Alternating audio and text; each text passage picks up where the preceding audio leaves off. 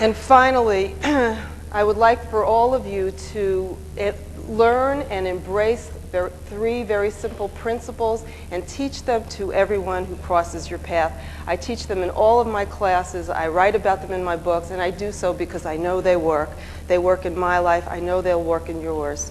The first one is it takes one to tango. Honestly, how many people have been taught that you can't change other people? Raise your hands. How many people believe that? Raise your hands.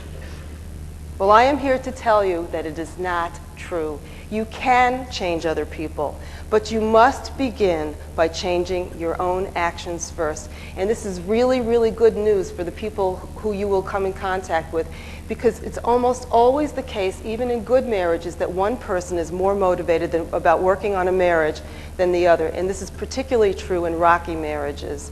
The problem is the people you talk to will not believe you because they've been brainwashed to think that one person cannot affect change single-handedly. And if you meet a doubting Thomas or Thomasina, I have something that you can tell them that will work like a charm. It will get them to be a believer. And I want you all to think about this. Think about your spouse or a significant relationship. Imagine you're spending the evening with them and you're having a really, really good time. Good feelings are flowing. It's just a wonderful feeling. And then all of a sudden, you decide, for some very strange reason, that you want the evening to go downhill. Could you think of something that you could say or do that would affect a change instantly?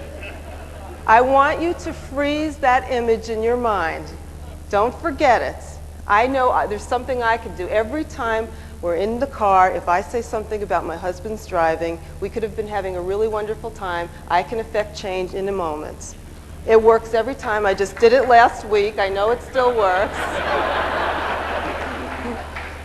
And now I don't even have to say it. All I have to do is white knuckle it or get that foot moving with the brake, you know, and instant change. Leads me to divorce busting principle number 2. If you can change other people, what should you do? Well, the first step is quit doing what isn't working, and I call that more of the same. Very simple concept. When there's a problem in life, you do something to fix it. If it works, wonderful. If it doesn't work, instead of saying to ourselves, hello, that didn't work, time to do something entirely different, we normally just persist doing what isn't working, only with more passion. We think we weren't trying hard enough. I want all of you to tell me honestly, is there anyone sitting in the room who can't think of an argument that you've had so often that you know exactly what you're going to say, you know exactly what your spouse or your significant other is going to say?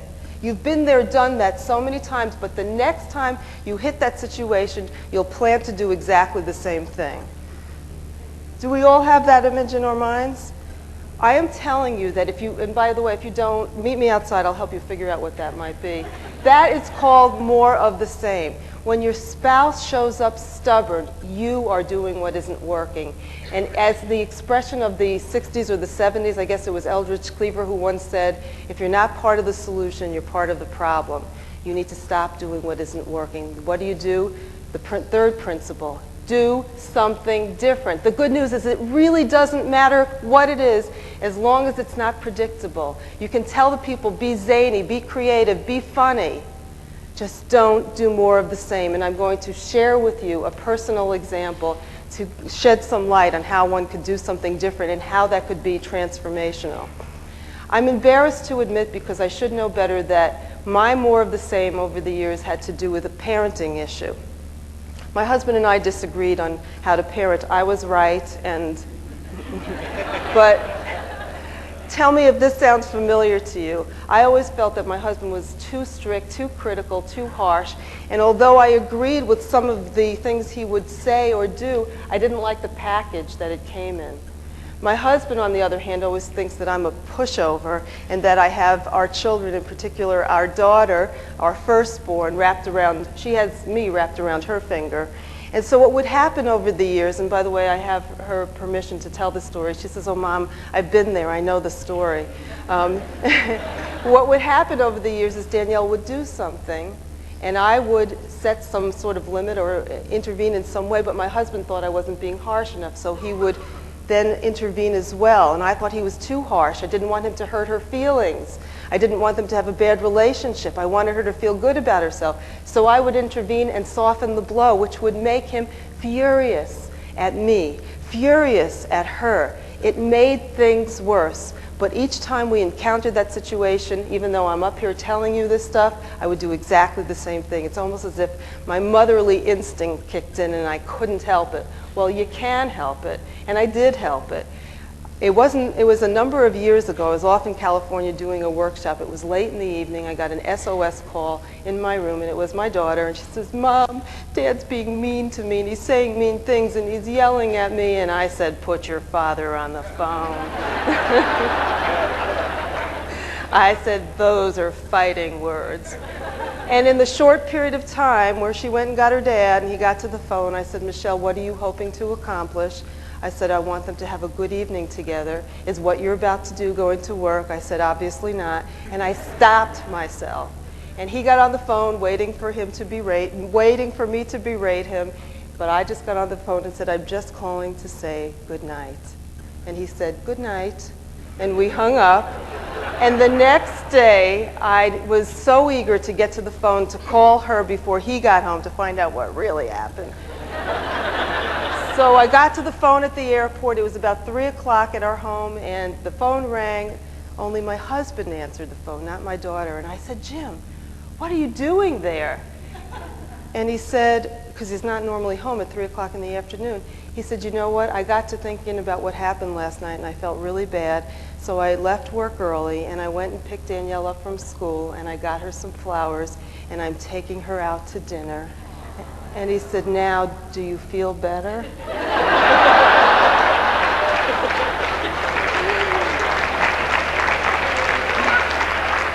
And I said, "Yeah, do you?" And he said, "Absolutely. And I want you to know that would never, ever had happened had I done the same old thing."